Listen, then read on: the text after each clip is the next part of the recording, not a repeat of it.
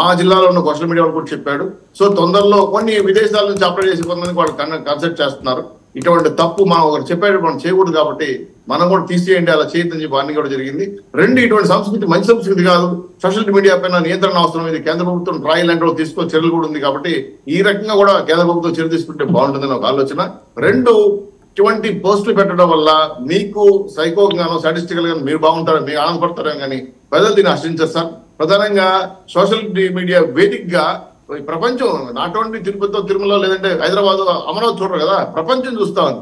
అయ్యో ఆంధ్రాలో తెలుగు వాళ్ళు ఇలా బిహేవ్ చేస్తారనే మాట మన గౌరవానికి మన బ్రాండ్ కి మీద దెబ్బతినే విధంగా బిహేవ్ చేస్తున్నారు. ఇది కరెక్ట్ కాదు. ఒకసారి పోలీసు కూడా కఠిన చర్యలు తీసుకోవాలి. పెద్దిరెడ్డి రవికిరణ్ గారు, ఆర్జీవి పోసాని కృష్ణమురళి వీళ్ళిద్దరి మీద కూడా చర్యలు తీసుకోవాలి. వీళ్ళిద్దరి మీద కూడా కేసులు ఫైల్ అయినాయి 2-3 స్టేషన్స్లో గోదావరి జిల్లాల్లో. ఆర్జీవి అంటే చాలా ఎక్స్ట్రీమ్ వెళ్ళిపోవడం అవన్నీ మనం చూసాం. ఏమన్నా ఫైల్ చేసే అవకాశం ఉందా?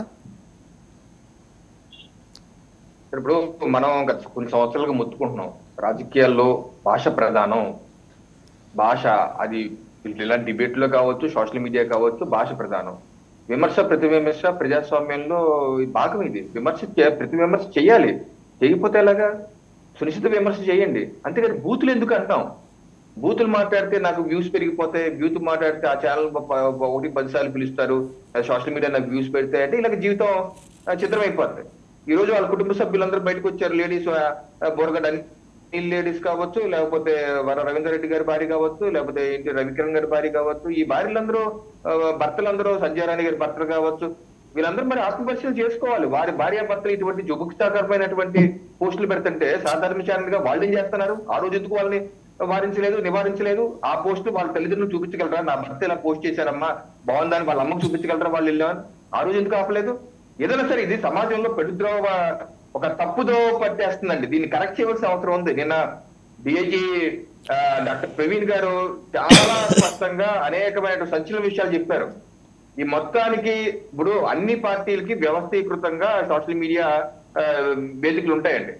కాకపోతే వైసీపీ పార్టీలో ఇటువంటి బూతు పురాణాలకి తెరదీసేటటువంటి వ్యక్తులు కథా స్క్రీన్ ప్లే దర్శకత్వం సజ్జల భార్గవ్ రెడ్డి గారు, లేకపోతే దానికి కో దర్శకత్వం వహిస్తున్నటువంటి అర్జున్ రెడ్డి గారు, లేకపోతే కో దర్శకురాలైనటువంటి సుమారెడ్డి గారు పేరు చెప్పారు డిఐజీ గారు.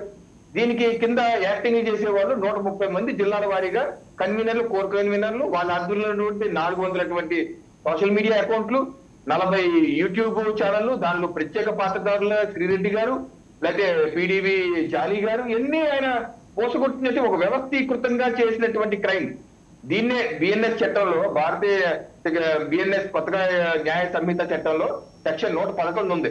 సైబర్ క్రైమ్, వ్యవస్థీకృత సైబర్ క్రైమ్ కి సెక్షన్ 111. దాని ఆధారంగా తక్కువ 5 ఏళ్ళు జైలు శిక్ష, ఎక్కువగా జీవితకాలం జైలు శిక్ష, అత్యంత సీరియస్ గా తీసుకునే సెక్షన్ బిఎన్ఎస్ సెక్షన్ లో ఉంది. వ్యవస్థీకృతంగా దీనికి వాడుకున్న నిధులేంటి?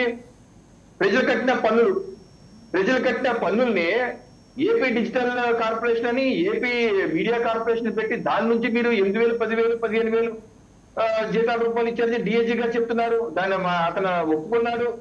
వర్రా రవీందర్ రెడ్డి గారు ఒప్పుకున్నారు. నా యొక్క అకౌంట్ భార్గవ్ రెడ్డి గారి దగ్గర ఉంది, ఆయనే పోస్ట్ చేస్తారు. కొన్ని ఆయన నాకు చెప్తాను, నేను పోస్ట్ చేస్తాను. కొన్ని అవినాష్ రెడ్డి గారి ద్వారా, పిఏ రాఘవరెడ్డి గారి ద్వారా వచ్చినాయి, నేను పోస్ట్ చేశాను. చెన్నారెడ్డి గారి మీద పోస్ట్ చేసింది నా వ్యక్తిగతం కాదు, రాఘవరెడ్డి గారు చెప్పారు. రాఘవరెడ్డి గారికి వైఎస్ అవినాష్ రెడ్డి చెప్తూ చాలాసార్లు విన్నాను.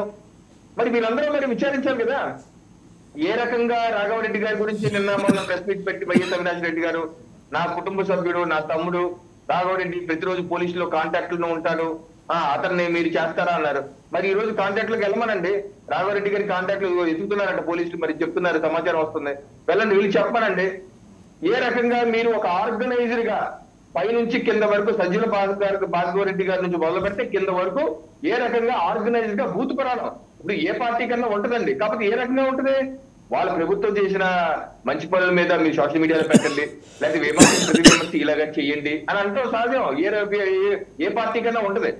వీళ్ళేంటి పార్టీ ముసుగులో ప్రజాస్వామ్యం వాడుకుంటూ బూత్ పురాణాలు. పార్టీ ముసుగులో, అది అఫీషియల్ గవర్నమెంట్ అకౌంట్ కాదు, పార్టీ ముసుగులో ప్రజల కంటే పన్నులు వాడుకుంటూ ఈ బూత్ పురాణాలు, మార్ఫింగ్లు, వీడియోలు, ఫోటోలు ఏ రకంగా పెడతారండి? పెట్టేసి ఈ రోజు దాన్ని వ్యవస్థీకృత ఇప్పుడు మీరు ప్రభుత్వంలో ఉన్నారు, మీరేంటంటే చిన్న చేపల్ని పట్టుకుంటున్నారు. రవికిరణ్ గారు చిన్న చేపల్ని పట్టుకుంటున్నారు. వర్రా రవీందర్ రెడ్డి, రవికిరణ్, ఇంటూరి రవికిరణ్ వీళ్ళు కాదు. సజ్జల భార్గవ్ విషయంలో ప్రభుత్వ వైఖరి ఏంటి? ఎందుకని ఆయన్ని క్యాచ్ చేయలేకపోతున్నారు? ఇంకా ఏం మొహమాటాలు అడ్డొస్తున్నాయి?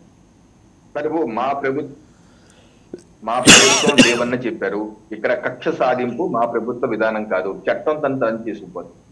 ఈరోజు కొన్ని ఇప్పుడు ఉదాహరణకు చెప్తాను. గుడివాడలో ఒక పోలీస్ స్టేషన్ పరిధిలో ఒక వ్యక్తి అసభ్యకరమైనటువంటి అశ్లీల ఫోటోలు పోస్ట్ చేశాడు. అతని మీద ఫిర్యాదు వచ్చింది. అతను పట్టుకొస్తే అతను వైసీపీ కార్యకర్త, కాజా బాబా పేరు. అతను విచారణలో చెప్పాడు, నా ఫోటో నేను చేసింది కాదు, సజ్జల భార్గవ రెడ్డి గారు పంపించారు, పోస్ట్ చేయమంటే చేశాను. ఇప్పుడు ఆ కేసులో సజ్జల భార్గవ రెడ్డి A1గా చేర్చారు.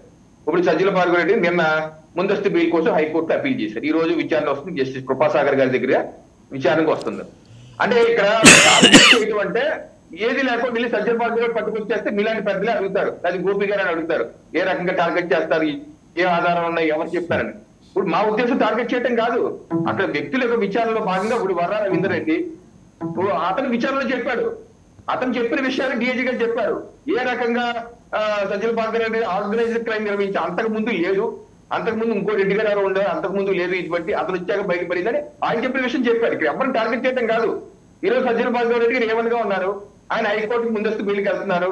రేపు మళ్ళా సునీతారెడ్డి గారిని అడిగారు DIG గారు, అమ్మ మీరు వచ్చి కడపలో కనుక ఫిర్యాదు చేస్తే నేను ఆ విషయం కూడా ఇన్వెస్టిగేషన్ చేస్తాం, అవినాష్ రెడ్డి గారి పాత్ర ఏంటి, రాఘవరెడ్డి గారి పాత్ర ఏంటి, ఇంకెవరి పాత్ర విచారణ చేస్తా ఉంటున్నాం. అంటే మీరు కంప్లైంట్ అయిపోతే మేము విచారణ చేయమంటున్నారు.